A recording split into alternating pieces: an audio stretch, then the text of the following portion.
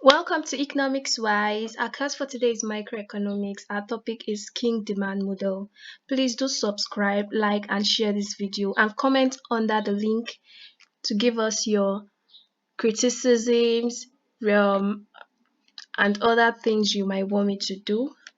Today we'll be talking about the models of oligopoly. In my previous video, I talked about the concept or the introductory part of oligopoly, and I referred to oligopoly as a market that consists of few but large producers who have control over the price, but they are mutually dependent. They also produce differentiated or homogeneous product. However, today we'll be looking at the models of oligopoly, and we say there are two major reasons why oligopolistic firm has three models. This is because of the diversity of oligopolies and the complications of interdependence.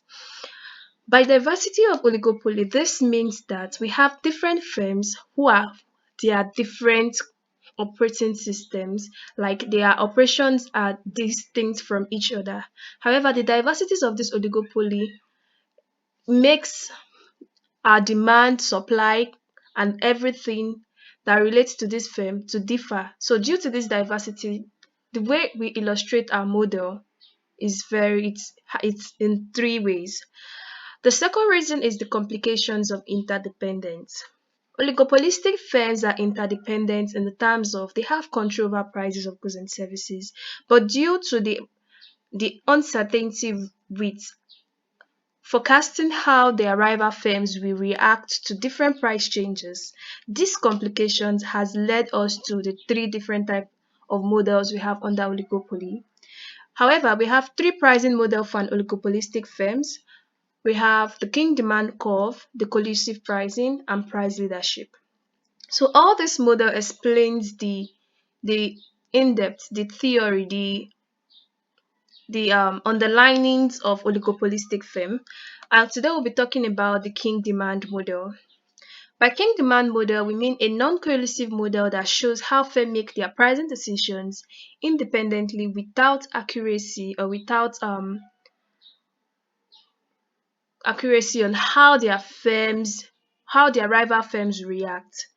For every firm, they take their pricing decision based on the costs they incur and based on other factors that are related.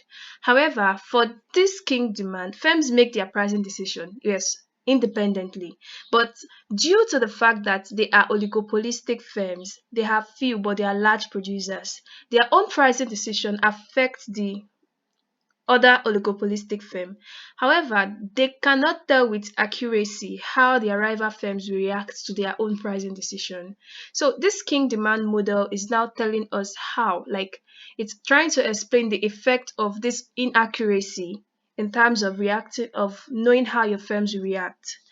The basic assumptions are one, there's existence of three firms who supply 1/3 of the total needs in the market. So we have three firms who supply 1/3 of the total wants, the total output in the market. Another basic assumption is that they produce differentiated goods. By differentiated goods, it means that the quality for one oligopolistic firm differs from another. They are not selling the same goods. An example would be we have noodles. Indomie noodles is different from mini-me noodles. So this is an example of differentiated product. But by homogeneous products, we mean someone that is selling rice. You're selling cap rice here, and you're also selling cap rice. So another basic assumption is that they are independent. They take their pricing decisions independently of each other. And the last is the firm price and quantity are fixed at PO and QO. Moving on, there are two obvious reactions of a rival. When a firm takes a pricing decision, there are two obvious reactions. If a firm should increase the price of its goods and services, the two obvious reactions from its rivals is either they match the price change or they ignore your price change. By matching price change, it means that if the price was previously 10 naira for everybody and they decide to match the price change, your increase to 15 naira, that's one of the obvious reactions. However, if they choose to ignore price change, then your own goods will cost 15 naira and theirs will cost 10 naira. And you know the effect. As a rational person, you want to buy from the person with the lower price, which is 10 naira. Moving on, we'll be explaining this in terms of our graph. And please, I'd like you to follow the cursor because I'll be using that to explain. We already understood the two obvious reactions of our rivals. Now, putting this in a diagram to illustrate this model, we have the D1, demand D1 now explains that if the other firms decide to match price changes, then our demand curve will remain the same at D1. So this is our demand curve for D1, starting from this point down to this point. However, also our marginal revenue curve is also going to be like this. So if the other oligopolistic firm, the rivals, decide not to match price change, that is, they decide to sell at their own previous prices, then the demand curve for this firm, whose pricing decisions affect other rivals, will look like D2, which is this. So the demand curve for that firm will be elastic. And by elastic, it means that due to its own increase in prices of goods and services, the sales he's making has reduced. People reduce the quantity demanded for his products due to the increase in price. That's the basic rational reaction for every customer to an increase in price. They reduce their sales, their purchases. So his demand curve now becomes elastic. Same with his marginal revenue curve. So the concept of King demand states that at the point where you have your demand 1 and your demand 2 to meet, you have established a price at this point and you have established a quantity if you trace it down. That's what the King demand curve states. However, for any price above this P0, which is our firm price, the demand for that goods is going to become elastic. Yes, if he decides to increase his price from 15 to 20 naira, the demand for his good will become elastic. However, for any price lower than this point P0, which is meant to be his price, for any point lower than that, if he's charging the price lesser than that, then his demand curve will become less elastic. So this concept is what brought about the establishment of our King demand curve. So we have the elastic demand here, which is this point, which is starting from D2, which shows that it's elastic.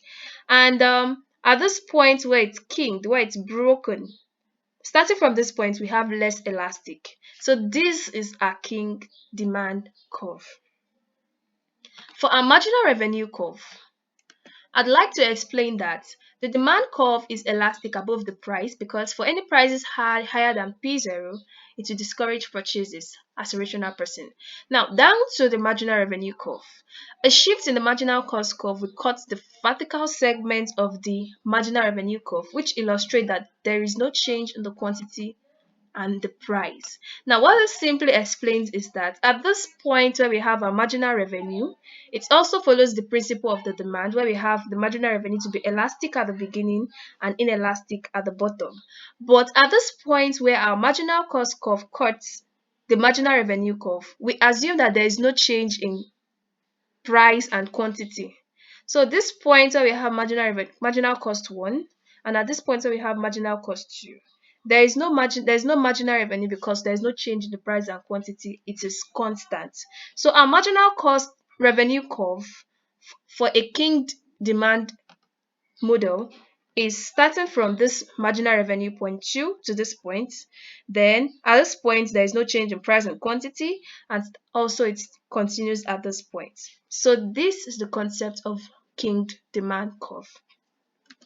Moving on, I already explained what this talks about. So there are different criticisms of this King demand curve. One of the criticisms is that yes, the King demand curve explains price inflexibility. It explains what happens if our rivals match up to our price change. It explains what happens if they don't match up to their price change, but it does not tell us or explain how we derive our price. So this is one of the criticisms of the demand curve. Another is that when the macroeconomy is unstable in the realist world, the oligopolistic pricing system is not as rigid as the king demand curve implies it is. Because the king demand curve implies that during period of inflation, our prices will keep on increasing. And during period of recession, prices will keep on reducing. But in the macroeconomy, in our realistic world, the oligopoly price system is not as rigid as this king demand curve implies it is. So this is the criticism of the king demand curve. Please like, comment, and share my video. I'll be stopping here on the one of the models of oligopolistic firm. In our subsequent videos, I'll be sending the remaining types of model for an oligopolistic firm. Thank you very much.